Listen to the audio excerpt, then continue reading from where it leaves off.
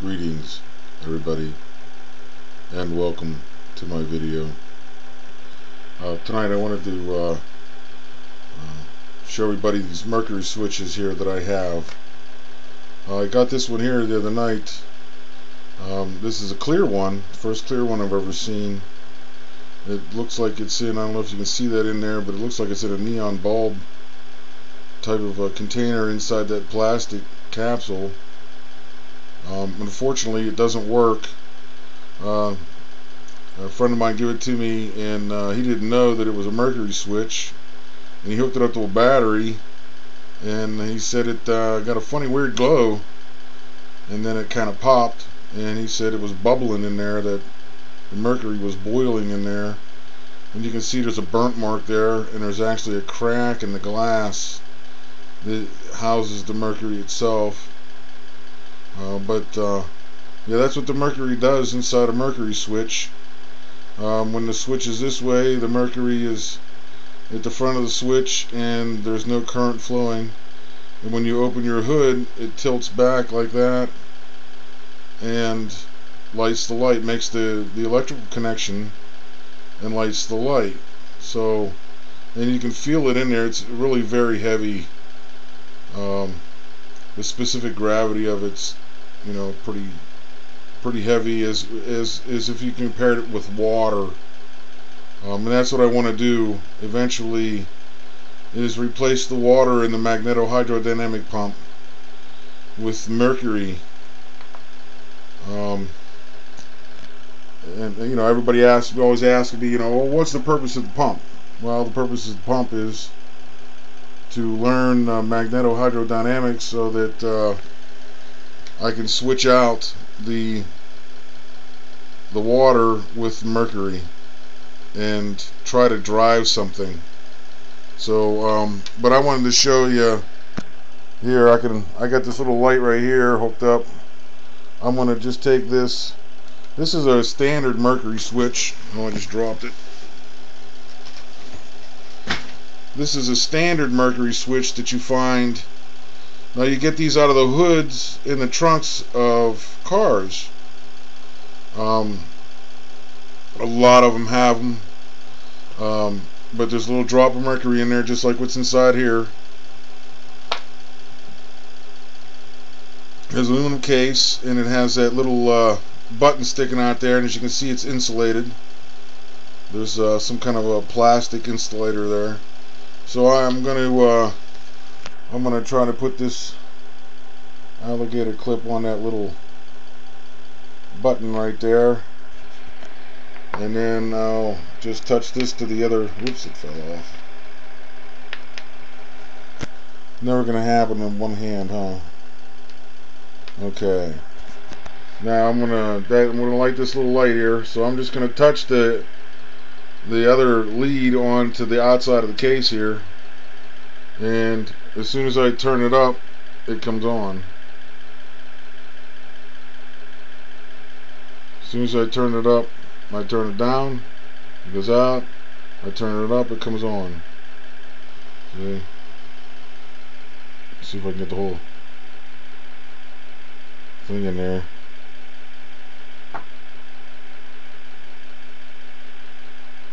So that's interesting there. So the mercury makes the connection inside there, which allows the light to light. So it's a mercury switch, and it works on gravity. So you can call it a gravity switch, a mercury switch. I don't know. I just call them mercury switches. Pretty nice. Little pill is in there. So yeah, that's basically what my video was about. I just wanted to show this because I found this one here, and you can see the mercury, little drop of mercury in there, how it moves back and forth. Pretty interesting. Lots of fun lighting the switches. I got the experimental 3-phase chassis running on.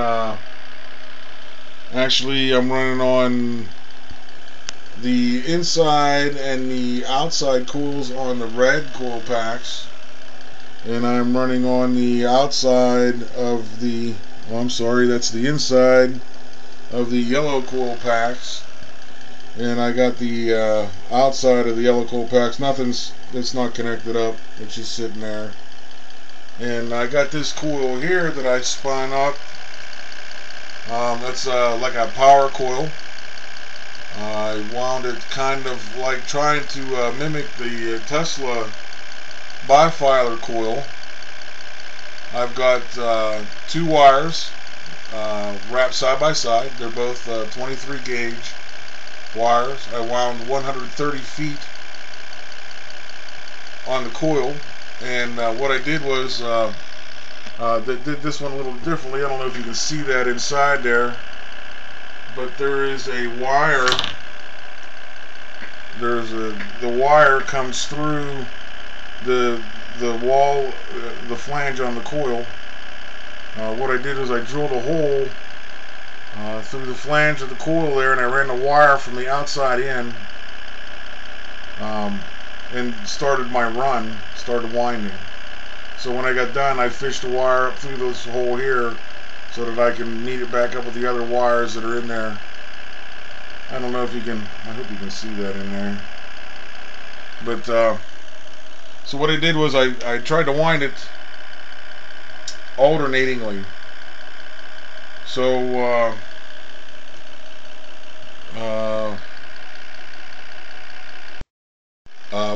what I did was I alternated the wire. I'm gonna see if I can draw this real quick here for you.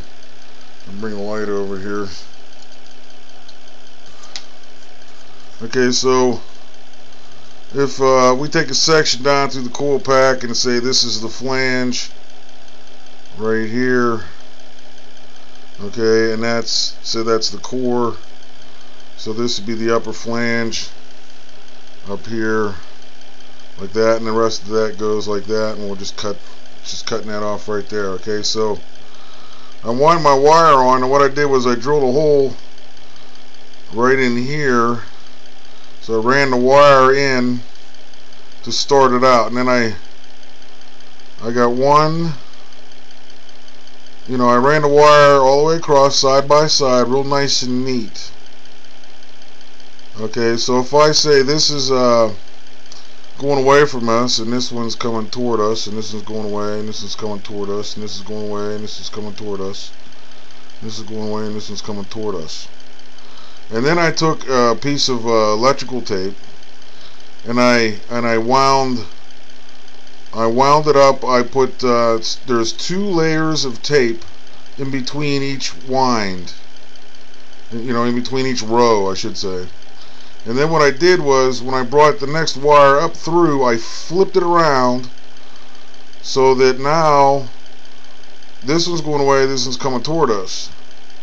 This one's going away, this one's coming toward us. This one's going away, this one's coming toward us. This one's going away, and this one's coming toward us. Okay, and then I wound another 2 layers of electrical tape in there. And then I did the same thing. I flipped the wire around so that now this one's going away from us, this one's coming toward us. This one's going away, and this one's coming toward us. This one's going away, and this one's coming toward us. That one's going away, and this one's coming toward us. Until I had put 130 feet of wire on there. I did that all the way up. Now, with the 130 feet of wire, I was only able to produce about 8 volts out of it. So I guess I gotta either spin it faster, because with these new coil packs on here, I ran 120 feet on there, and it slowed the wheel down by about half. So the 120 feet of wire that I put on them coils there seems to be a bit much. It slowed the rotor down considerably. So I don't know what I don't know if I should rewind those coils and put 65 feet on them like my other coils were. It spun the thing at like 1200 RPM when I had them all dialed in right. And now I can't even break 350 with the thing. But I can put a load on that coil there. I'll go ahead and use this light again. I'm going to hook it up to this. I'll hook it up right here. It's upside down, but oh well. I'm going to find the other end of it. There we go.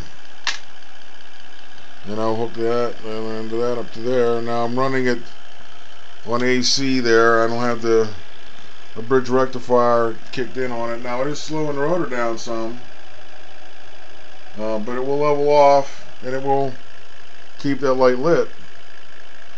So even though that is a 12 volt bulb, but I'm only getting like 8.5 volts out of it. And after it slows down and levels off, I'm not getting very. I may be getting about 4 volts out of it with the light in being lit on there with it still hooked up.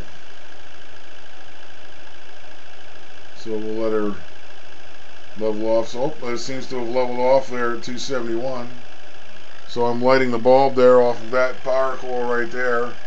It's running down to here. Now what I did was I got the front side of the one coil hooked to the back side of the other coil. Okay, and so between these two wires here, that's where I get my 8 volts at. If I put the meter between this wire and this wire, say I get 4 volts, and from this one to this one I get 4 volts as well. But between these two here, I get twice as much voltage out of it, and my amperage seems to be higher because it doesn't die. So that is the first power coil that I wound that doesn't actually bring the motor to a stop. So I guess there's something to the alternating the wire back and forth and then feeding it down through. So basically what I have here is a corkscrew like this.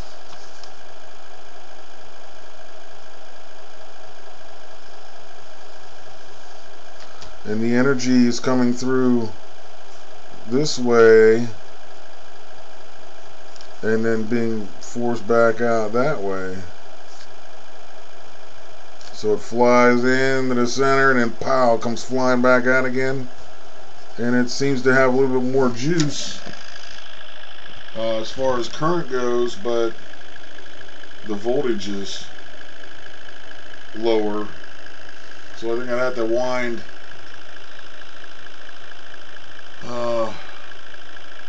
maybe a longer coil, like I said, or get my speed up a little bit. Yeah, I don't know. I think one of the problems that I'm having with my new coil packs here is, for one, the core is 5/16 of an inch thick on the new coil packs, and on the wood coil packs up there, that dowel is 1/4 inch. So there's a 1/16 of an inch difference on the width of the core, and I think that might have something to do with it. I opened up the core a little bit, and that changed the dynamics of the coil. I think the flux that was at the center of the coil has been reduced by doing that. I think a narrower core, especially for an air core type of a setup like this, is better. That's what I'm finding. I could be wrong. I guess the only way I could really verify that would be to take and rewind these coils with 65 feet of wire, like what's on the 3 phases of the wooden coil packs that I had on there originally. So I don't know, I guess I got more testing to do, although I do really like the way that coil there came out very nice. Also, one of the things that I do with my coils, when I wrap my coils, even if I just wrap like a bifilar or Bedini coil where I just wrap it on there, round and round and round and round and round, I don't worry about, the orientation of the wire or anything like that. I just try to keep the coil flat as possible, going back and forth as I wind it, and back and forth in there.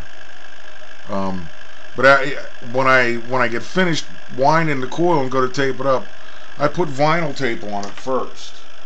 I use it's like pipe tape. This vinyl stuff here. Just the vinyl pipe tape on there, and I wrap that on there a couple of turns around there to make sure I cover all the wire, and then I put my tape on it. Because if I'm going to rewind these coils right here, I don't want to be messing with sticky tape on the wire. So that's why I did that. So it'll be easy for me to take these apart, take the wire off of them, and I won't be messing with a bunch of sticky wire and kinking it, never worry about kinking it like that, trying to get the tape off. So the tape should come off really nice. Now when I did that one there, I didn't put the vinyl tape between each row as I wound it, so that one there will probably be pretty hard to take apart because every row of wire has electrical tape between it, and I just put it right on the wire when I did that one there. But these here all have the vinyl tape on it, and this one here actually has, if you look, you can see the white there.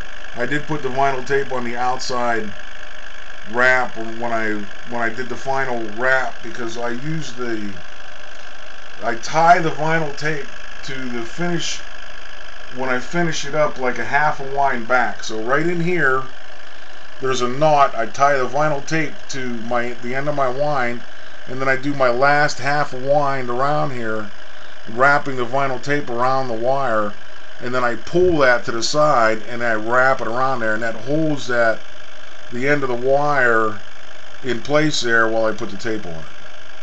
And hopefully that'll help hold it in there so it doesn't unwind itself, because that's about the only thing I have it holding in there besides the tape on the end here where I've got everything marked.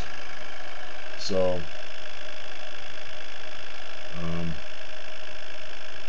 so that's one thing there. So I don't know, I got nothing. The pump's just been sitting there. I've been putting everything into this cap lately as I try to dial in.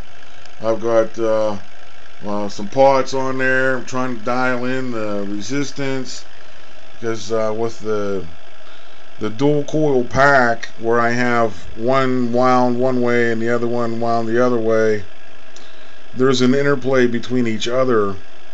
So when I get it running, it'll only run so fast, and then if I play with the resistance a little bit, I can get it to speed up faster. But if I shut it off and then plug it back in again, I can't get it to run at that resistance. It won't start. So it won't spin up. So I got to go back to the other resistance, get it running, and then adjust the resistance to make it spin faster. So yeah, I don't know. I got a lot of work to do, I think, because I'm gonna have to rewind these and put 65 feet on them. I think I've just got too much resistance in the coil, and that slowed it down as well. So there's a lot of factors that could have slowed it down. I don't know. I probably shouldn't be trying to tackle them all at once, but I know the one thing I won't be dealing with right now is the size of the core. That's going to have to remain at 5/16 of an inch, and the reason I did that is because my shaft on my winder there is 3/8 inch, actually 3/8 inch carriage bolt that I cut the head off so I could get the drill on there. But that's 3/8 of an inch diameter, and I had to have a little place to slide that through there, through the hole. Plus the core in there has a little bit of a wall right in there, so that it's one piece all the way across there. So that was what dictated the diameter of, or the width of the core, I should say, and then, you know, basically was that right there, that 3/8 inch bolt there that slides over.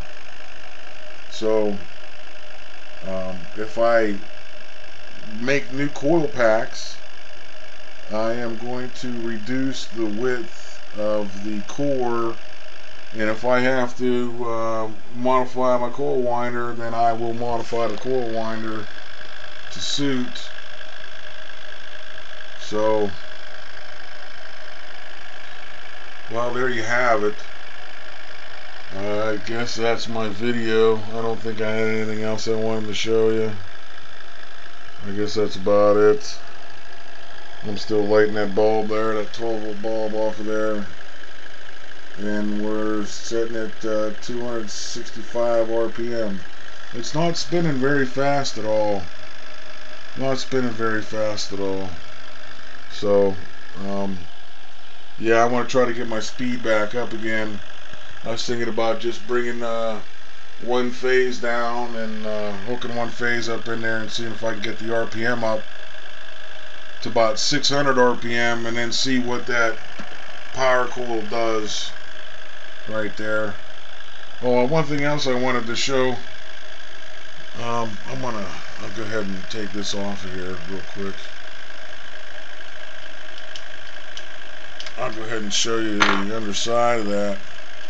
Now you might be thinking, wow, you know, if you had that wire sticking out of there, it should be catching on the rotor. But the core is 4 inch. The magnets are 4 inches long. The core is 4 inches long plus the radius. So there's a 5/16 radius on this one. Or is it 7/16? Oh, I can't remember. Oh well. But that's what the back side of that looks like, the underneath of that. So the rotor only comes to about right there where the edge of my thumb is right there. So it misses this. So it shouldn't tear anything up, because if this was over where the rotor was, it would rip that wire right off of there, because the clearance in there, I don't know if we can see that down in there, the clearance in there is pretty close.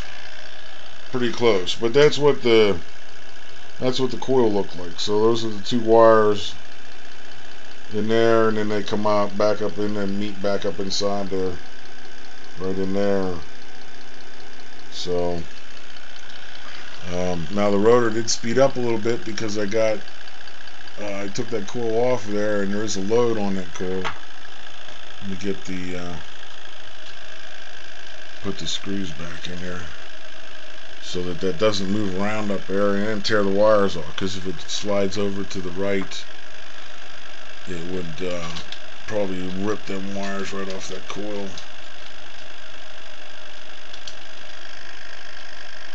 And then that's another thing too with this, being that there's no structure inside here at all, you can't really tighten that up, otherwise it starts hitting the rotor.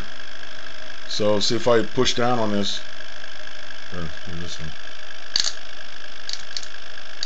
you can hear it hit the, so if I push, like if I screw the screws down too tight, it'll bounce off of that. They'll bounce off that rotor, so I have to be careful. I can only hand tighten those, finger tight. So luckily I got 3 holes in there. If I ever get it all hooked up real nice, you know, I have a field in there so that they don't move, because they do chatter. They do rock just a little bit sometimes and chatter when I put loads on it and stuff like that. So, but other than that, you know, they're really nice. They're beautiful coil packs. Really nice. Guys at the machine shop, they do wonderful work. Wonderful work. So, but here we are. We're back down to about 250. And we're still dropping here from where we were when we took that off. We got the lights lit here off of that power coil up there. And we're starting to level back off here.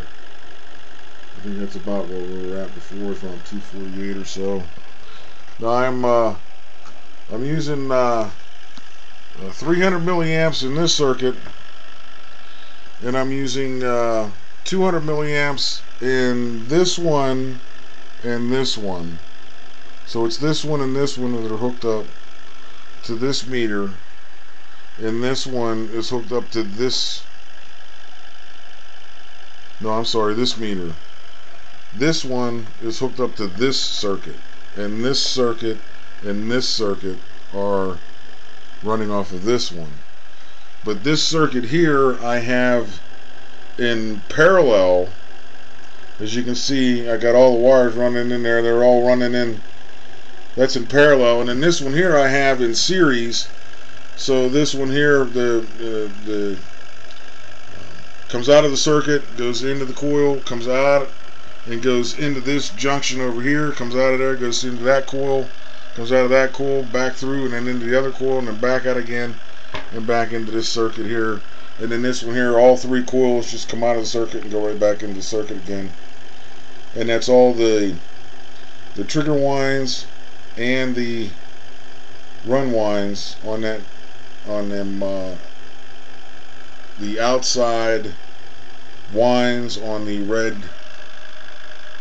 phase, on the red coil packs. And then this one here is also in series. So again, it comes out of the circuit, goes into one coil pack, comes out, runs around, goes back into another one, comes out, runs back around, goes into another one, and then comes back to the circuit here.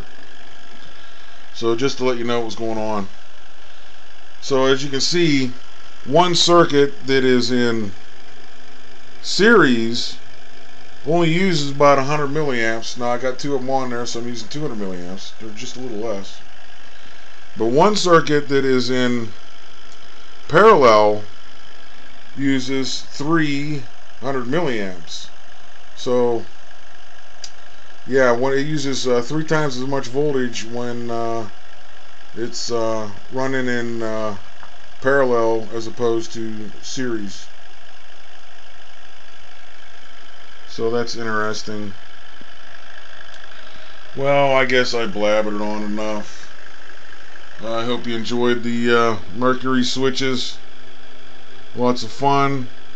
I got a little container getting filled up with these things. I'm going to be working on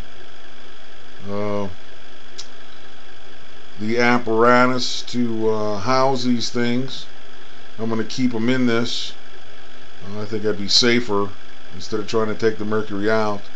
I think I can make it work in this and just put a whole bunch of them in series or in parallel or whatever works. Maybe some with some and the other with another, who knows. And see if I can't get some motion using magnetism, electricity, and little drops of mercury. Little drops. Well, I guess that's enough rambling on for me. So now she's building back up again. See, it fluctuates. It goes up and down and up and down. The light's still light, pretty nice off there. Of course, I got that little neon there coming off the cap. Here I am jumping around everywhere.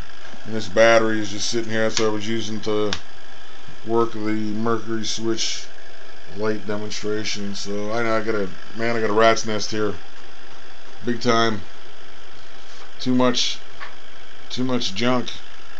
Not enough space. That's okay. I need more space and I need more junk. Alright, well, 30 minutes, that's a long enough video.